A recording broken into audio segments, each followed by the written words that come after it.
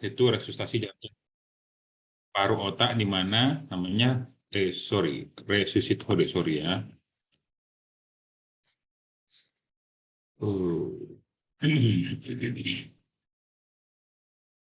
Resusitasi jantung paru otak ya. Jadi kalau bicara resusitasi tentu adalah keadaan di mana kita berupaya untuk membalikkan sirkulasi jantung paru otak kembali sempurna.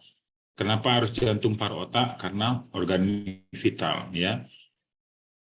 RGPO ini dikerjakan pada pasien henti nafas dan henti jantung ya. Jadi RGPO ini diindikasi pada pasien dengan henti nafas dan henti jantung karena ada di dalamnya komponen untuk memberikan nafas bantuan, memberikan pijatan jantung agar jantung paru otak kembali bersirkulasi normal. Jadi sejarahnya itu ya sekarang kita pakai guideline 2010, 2015 semua hampir sama.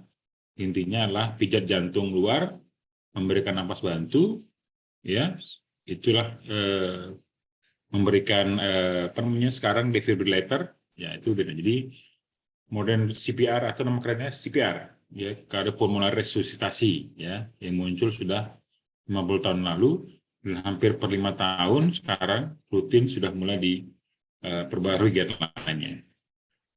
Kalau kita pakai AHA, ya ada juga Eropa mengeluarkan guideline, ya.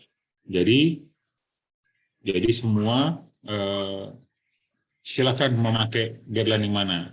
Tapi yang penting karena kita akan memakai guideline dari AHA American Heart Association, semua guideline ini sebenarnya tujuannya sama. Ada komponen kompresi luar, memberikan defibrillator, memberikan nafas bantu, membebaskan jalan nafas, semua hampir sama. Ya, cuma lembaga makan berbeda. Ini AHA, kita pakai AHA yang 2010, sebenarnya ada AHA 2020 sudah ada, tapi intinya semuanya sama ya. Baik, istilahnya itu sekarang kalau bicara RGPO itu ada nanti kalau mendengar istilah basic life support, ada advanced life support sama. Kalau basic life support itu melakukan RGPO tanpa alat bantu obat-obat tambahan. Kalau bicara advanced life support itu ditambah dengan obat-obatan alat bantu seperti defibrillator, EKG. Jadi minimal semua kita harus bisa melakukan tindakan basic life support dan advanced life support. Kalau kita medis, kalau bisa sampai advanced life support. Ya, kalau dia non medis diajarkan hanya basic life support. Ya, jadi kalau bicara basic life support itu adalah suatu tindakan harus dilakukan segera dan untuk menghentikan proses menuju kematian. Dikatakan mati ya jika jantung paru berhenti, ya kemudian otak tidak berfungsi terlihat dari refleks kornea negatif, pupil negatif atau pupil dilatasi. Yaitu jadi menegakkan kematian ini juga tidak mudah. Jadi kalau kita di klinis sehari-hari ketika jantung paru berhenti, kita lakukan RGPO tidak berhasil, kita lihat refleks cahaya negatif, refleks kornea negatif, refleks apa namanya memberikan refleks cahaya negatif, kornea negatif, kemudian jantung paru berhenti, ya suara nafas suara jantung tidak ada atau tidak ada, maka pasien akan meninggal, ya. Walaupun nanti ada istilah mati batang otak sama mati biologis, ya, nanti itu kita bahas. Nah, kondisi gawat darurat, nah guideline-nya apa ketika kita menggunakan AHA ini? Maka guideline AHA mau Eropa mau di mana-mana, tentu sekarang guideline-nya adalah CAB, ya sirkulasi adu breathing. Jadi ketika pasienmu tidak sadar, apa yang dikerjakan tentu pertama adalah cek kesadaran, kemudian ya, urutannya CABC berkaitan dengan sirkulasi, maka ini adalah tanda-tanda henti jantung. Tanda henti jantung carinya di mana? Cari di raba arteri karotis. Kalau tidak teraba maka henti jantung. Habis itu diapain?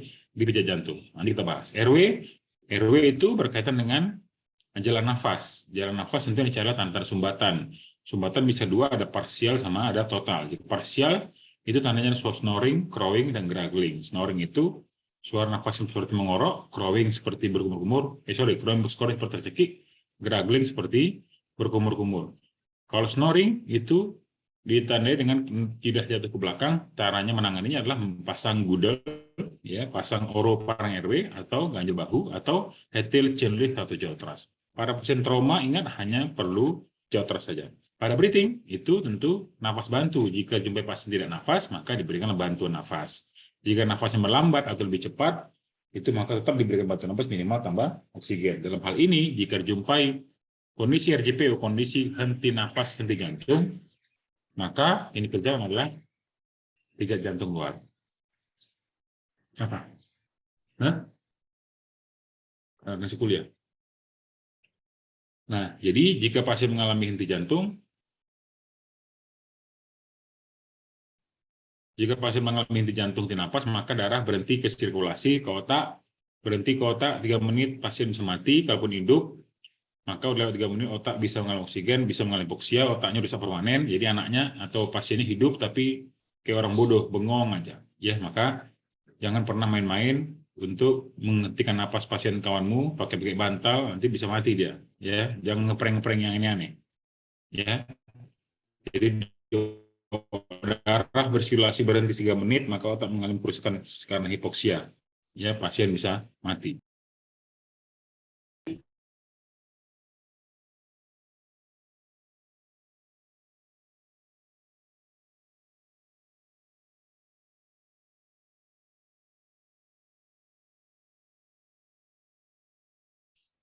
Izin dok, dokter termute dok. Baik, sorry. Jika basic life support RJP kita kerjakan dengan benar saja pun hanya menghasilkan 30% cardiac output secara normal. Maka itu betul-betul dilakukan dengan basic life supportnya. Nanti banyak belajar di skill lab dan di koas ya. Ini jantung berhenti. Kalau 3 menit aja dia udah hipoksia otaknya, maka 6 menit akan permanen.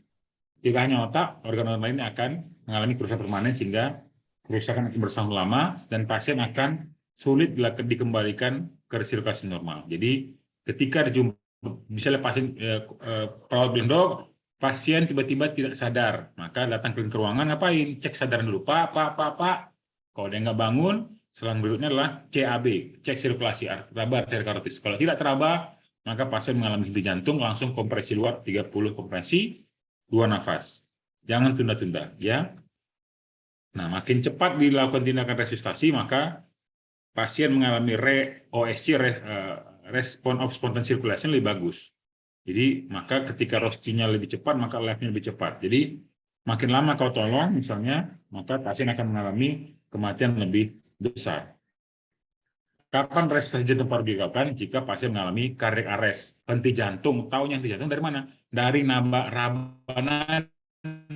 bukan melihat monitor EKG, bukan mendengar auskultasi di mitral misalnya. Jadi cardiac arrest itu nadi karotis tidak teraba. Cardiac arrest tidak sama dengan EKG flat, karena EKG flat bisa coknya kecabut atau suara jantung negatif. Bisa jadi kemampuan yang mendengarkan tidak bagus sehingga mungkin tidak terdengar. Ya. Nah, kunci keberhasilan dari CPR adalah semua harus early. Harus dilakukan tindakan segera mungkin, ya. Early access to BLS, ya. Jadi call for help. Jadi perawat atau orang yang dekat dengan pasien itu harus segera minta bantuan. Maka keluarganya itu harus diajarkan atau perawat harus diajarkan ketika pasien tidak sadar, butuh pertolongan, segera lapor dokter. Early correct CPR, artinya cardiopulmonary stop-nya harus betul, ya, untuk mencegah membuang waktu, ya. Kemudian early defibrilasi nanti kita pelajari, dan early advanced life support, ya, semua harus dilakukan early. Jadi makin cepat kau tahu pasien henti jantung, itu makin bagus, ya. Ketika pasien tidak responsif, maka ngapain? Dan tidak bernafas, maka start CPR. Maksudnya ketika pasien terlentang nggak sadar, dan ngapain? Cek sadar, Pak, bangun. Pak, nggak ada respon, dan pasien sekaligus kau bisa lihat kan, dia nafas nggak nih? Bisa kau lihat dari gerakan dari nafasnya. Terus sambil diraba arteri karotisnya. Kalau tidak teraba, maka pasien mengalami henti jantung, langsung tindakan lakukan CPR. Nah, ini dia call emergency service. Nah, langkah pertamanya apa? Cek dulu. Jika pasien tidak sadar seperti ini, ngapain? Jadi di ruangan, cek sadar, Pak, bangun, periksa sadar korban dengan benda bahu dan manggil dengan suara keras. Jangan memanggil pasien itu dengan mencubit-cubit, nggak boleh, ya. Siapa namanya? Cek buka makan, coba buka matanya. Jadi kalau misalnya pasiennya nggak respon, kau lihat gerakan darah nggak ada, atau nafas gasping kayak orang cengap-cengap, itu berarti resiko pasien mungkin mengalami henti jantung, ya kan. Segera kedua langkah panggil bantuan. Kalau di rumah sakit, panggil dokter jaga, panggil PPDS, panggil konsulennya. Kalau di jalan raya, panggil ambulan. Hati-hati sebelum menolong pasien harus memakai APD terlebih dahulu. Makanya untuk adik-adikku sekalian ya, jangan terlalu latah menaruh stiker di mobil kalian itu dokter in-car, tim bantuan medis in-car, atau emergency in-car. Nanti takutnya nanti di jalan kalian di stop, kalian nggak bisa ngapa-ngapain ya. Udah cek sadaran, panggil bantuan, kemudian lakukan perabahan denyut nadi. Jadi kalau sekarang katanya kalau udah pasien nggak sadar, nggak ada nafas ya, atau nafas menggap-menggap, itu udah dianggap sebagai cardiac arrest. Kemudian pastikan langsung cek, panggil bantuan, kemudian cek arteri karotis ya. Arteri karotis ngecek di mana? Di sini, di Adam Apple, tarik 3 cm ya. Kalau tidak teraba, maka pasien mengalami henti jantung ya. Langkahnya apa? Didongak kasih kepalanya, raba arteri karotisnya. Kalau arteri karotis tidak berdenyut, maka pasien diputuskan mengalami henti jantung. Kemudian tentukan langsung pijat jantung di mana? Di tengah-tengah processus sifoideus ya. Di tengah-tengah sternum, bukan lagi di 3 jari di posisi enggak. Jadi sternum ini tulang yang paling kuat, maka tumpukanlah di sternum ya. Seberapa dalam? Seperti ini. Ya, 30 kompresi, 22 banding 30 kompresi, 2 bentuk nafas. Jangan melakukan kompresi seperti ini, nggak boleh. Lagi seperti salah. Yang betul itu seperti ini, di tengah-tengah sternum ya. Nanti bahan kuliah saya kasih. Nah, ini sternum, harusnya dia tumpuannya di sini. Dia bukan malah di sifoideus, karena sternum ini tulang yang paling kuat ya. Posisi seperti ini nanti waktu koas kita pelajari, skill pelajari. Jadi tekanan diberikan langsung tegak lurus. Yang ini yang bahunya yang naik turun, yang sementara kondisi pinggang ini tetap begini sebagai engsel. Jadi dia kayak kalau pompa itu dia, seperti ini, seperti ini. Jadi bukan gini-gini, bukan pantat goyang-goyang. Jadi ini yang 1, 2, 30 kompresi, 2 bantuannya kedalaman 4-5 cm. Dalamnya sekitar 4-5 cm. Oleh karena kita anggap bahwa ketika 5 cm itu jantung bisa kita pijat dari luar.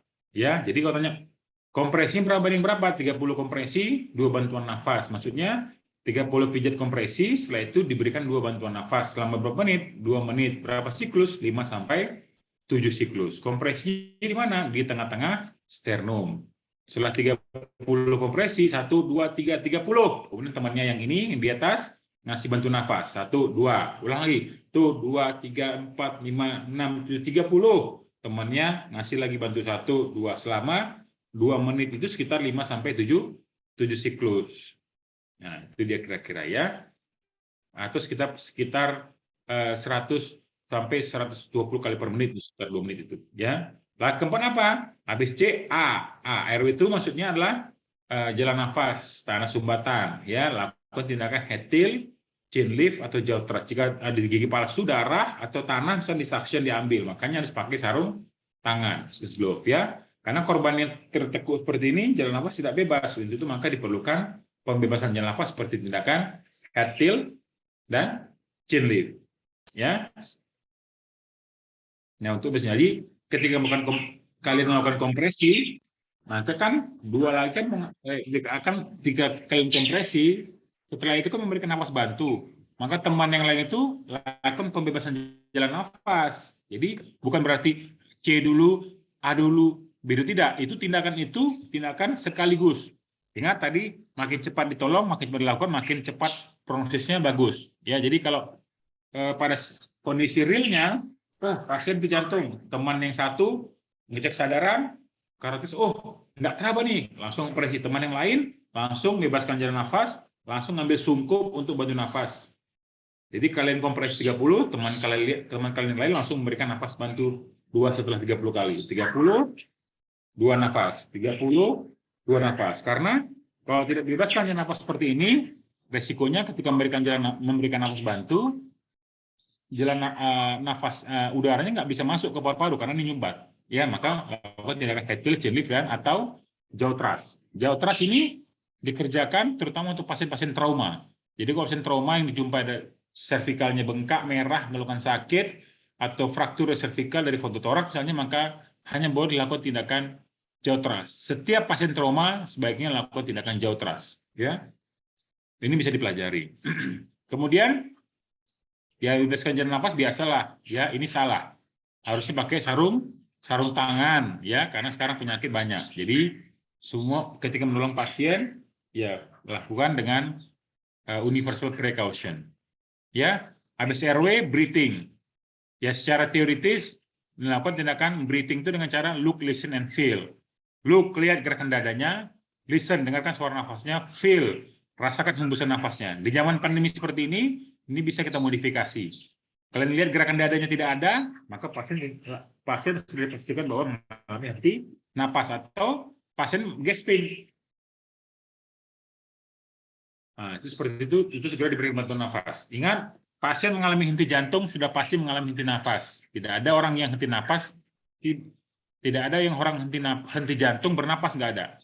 Tapi ada orang yang henti napas, tapi jantung tetap berdetak, itu ada. Kalau begitu diapain? Itu cukup diberikan bantuan nafas. Ya, ketika pasien mengalami henti jantung, pasti mengalami henti napas. Sehingga pada kondisi profesional tertentu, orang tidak lagi terlalu banyak mengambil waktu untuk memeriksa pernafasan. Ketika dia tahu henti jantung, maka diberikan henti napas. Oleh karena pasien henti jantung pasti mengalami henti napas. Nah, sebagai guideline bahwa airway itu jangan neck lift, maksudnya jangan leher dinaikkan, nggak boleh. Nanti fraktur cervical berbahaya. Head tilt chin lift tidak boleh digunakan untuk pasien trauma. Lebih bagus adalah jaw thrust, karena jaw thrust itu tidak melakukan manipulasi terhadap cervical. Ya, kalau pada head tilt chin lift itu ada manipulasi pada cervical, resiko pasien mengalami cedera cervical, nggak boleh. Ya. Kemudian memberikan bantuan nafas. Bantuan nafas bisa dengan cara mouth to mouth breathing seperti ini, atau dengan alat bantu seperti ini, atau dengan bantuan seperti ini. Seperti ini. Nah, ini namanya back mask. Ambu-back ini merek. Ini ada sungkupnya, ini ada baggingnya. Ya, bisa diberikan bantu. Jadi ketika teman kalian 30 kompresi, kemudian lanjut dengan 2 kali bantuan nafas. Ingat, ketika memberikan jalan nafas ini, maka leher harus ekstensi. Chin lift, head tilt, jaw thrust dikerjakan. Kemudian jalan nafas juga harus bebas sehingga udara yang kita masukkan itu atau oksigen kita masukkan itu bisa masuk secara sempurna. Nah, hati-hati tiupan nafas yang berlebihan akan, kalau kita ngasih nafas sekuat-kuatnya, maka akan terjadi pengembangan paru secara mendarat dan ekstrim, sehingga tekanan intratorakal meningkat, sehingga aliran darah yang masuk melalui ke jantung itu akan berkurang, sehingga current output itu tidak ada. Maka tiupan nafas cukup asal dari mama sekitar 10 kali per menit jika belum melakukan tindakan kompresi. Misalnya kalau udah kompresi 32. Jadi kalau menunggu teman kalian kompresi, bisa langsung memberikan nafas bantu 10 kali per menit. Ketika pasien sudah ter-ETT, misalnya ETT, terintubasi, maka bisa langsung diberikan bantuan nafas. Nggak usah menunggu teman kalian 30. Oke, 2. Nggak usah. Jadi boleh diberikan nafas sekitar 10 kali per menit. Nah, ya sudah seperti ini ya. Dan volumenya itu dari mana dok kita tahu bahwa bagging yang kita berikan itu tepat? Cukup dadanya mengembang saja, cukup. Ya, sekedar dadanya mengembang saja itu sudah suatu hal yang cukup. Tidak boleh, nggak usah yang memberikan nafas secara berlebihan. Ya, nanti waktu skill lab dan koas akan dipelajari.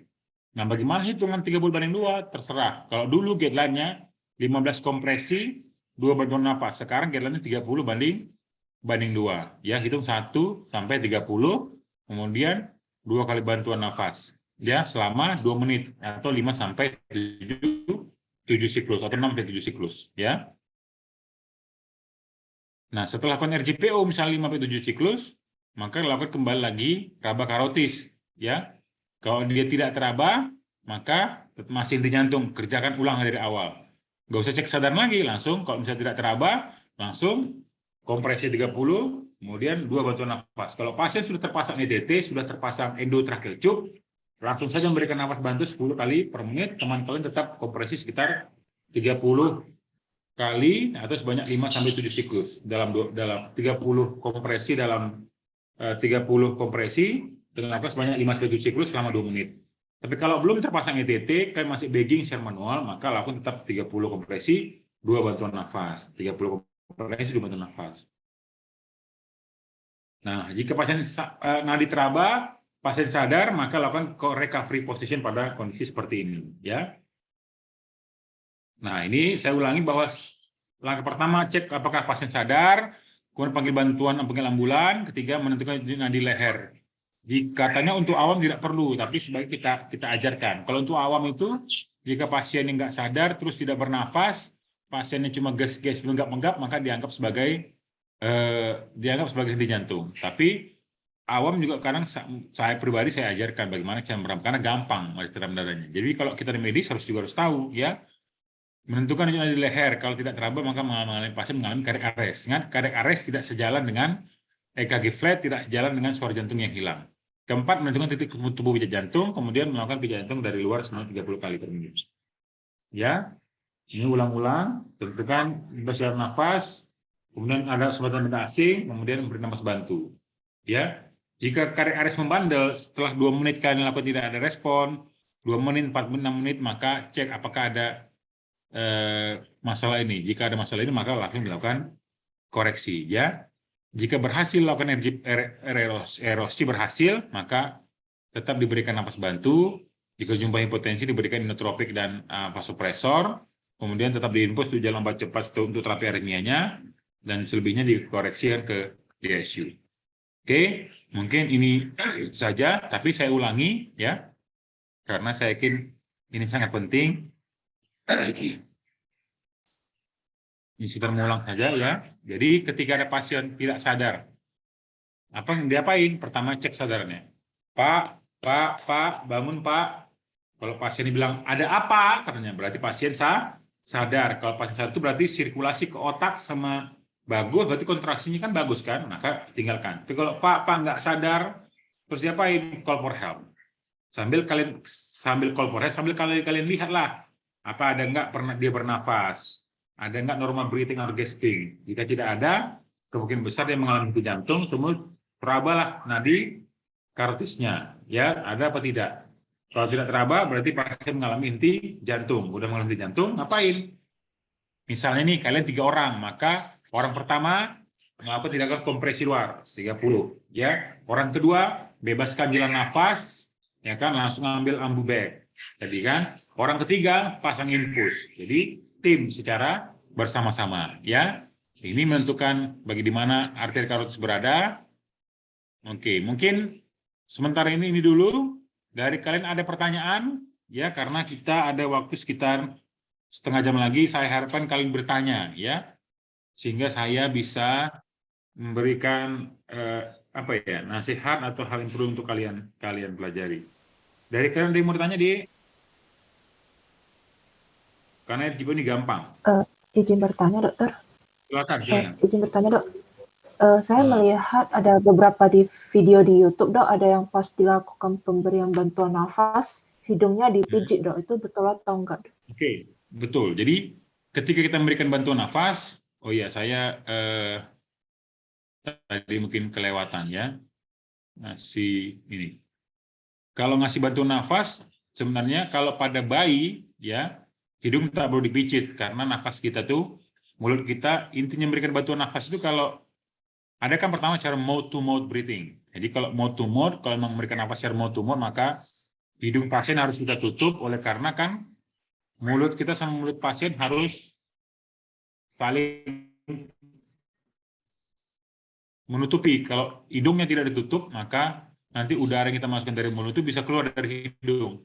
Makanya harus ditutup. Itu sama dengan, analoginya sama dengan memberikan bantuan nafas secara back valve mask. Itu maskingnya seperti ini. Harusnya ditutup, ya. Karena pada kondisi memberikan nafas bantu secara bagging seperti ini, maka hidungnya harus ditutup juga ini.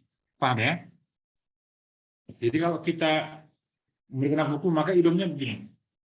Kalau pada memberikan nafas bantu secara mask begini, harus begini. Kenapa? Karena kita takutnya nanti kalau memberikan nafas bantu hidung secara manual, bentar ya, saya pindah dulu ya.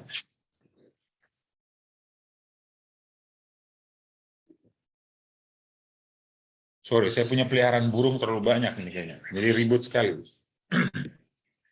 Jadi kalau memberikan napas bantu secara manual dari mode to mode breathing, maka sebaiknya hidung itu ditutup, oleh karena ketika kita memberikan napas bantu, takut nanti udara itu malah nggak masuk ke paru-paru semua, nanti masuk malah keluar dari hidung. Sama analogi dengan bagging seperti ini. Walaupun tidak dipencet, tapi hidungnya tersungkupkan semua. Jadi ketika ketika memberikan nafas bantu, udara yang masuk dari mulut ini misalnya tidak akan keluar melalui hidung karena ada tertekan dari hidung juga. Sama kayak memberikan nafas kepada bayi. Kita kalau mau to mouth breathing, kan mulut bayi kecil tuh. Mulut kita gede, maka boleh mulut kita itu menutupi sekali hidung bayi. Jadi kalau misalnya memberikan nafas bantu pada mulut saja, begini, takut nanti udara itu malah keluar melalui hidung. Jadi hidung juga wajib ditutup atau disungkupi, ya. Karena kita pada dewasa, nggak mungkin kita bisa mulut kita langsung sekaligus menutupi hidungnya dewasa kan? Ya kan Agustina. Jadi itu logikanya. Jadi sebaiknya hidung itu harus ditutup seperti ini, ya. Dan tapi mulut pasien harus terbuka dan leher pasien harus sambil ekstensi atau dalam kondisi airway-nya bebas. Itu. Ada lain? Permisi dok, saya ingin bertanya dok. Ya, silakan.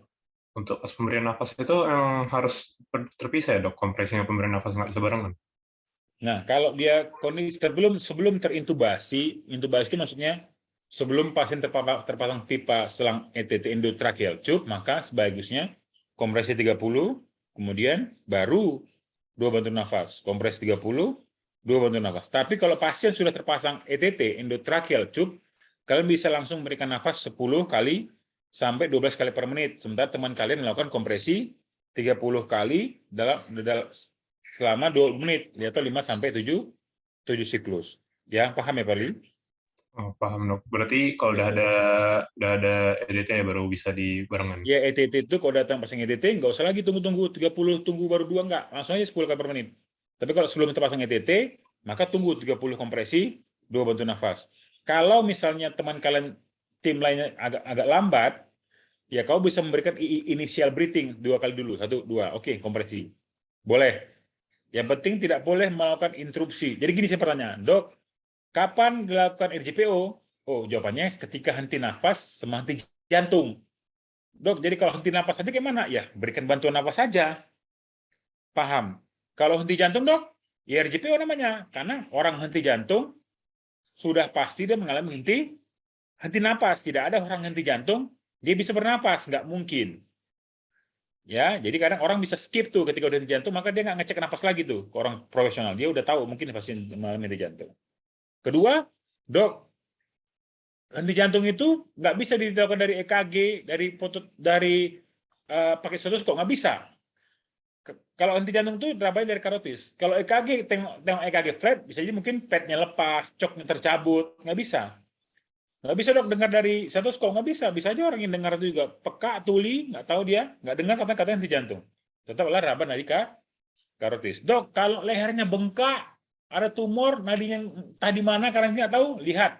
Kalau pasien nggak sadar, tidak bernafas, breathingnya nggak ada, kemudian dia gasping, cengap-cengap kayak ikan mas, itu dipastikan juga mengalami henti jantung. Maka awam itu sebagian dokter menganggap tidak perlu diajarkan cek karotis, cukup dia pasien nggak sadar, ditengoknya dadanya nggak berkembang atau cengap-cengap, maka langsung dilakukan tindakan kompresi 30/2 sambil dia memanggil bantuan gitu.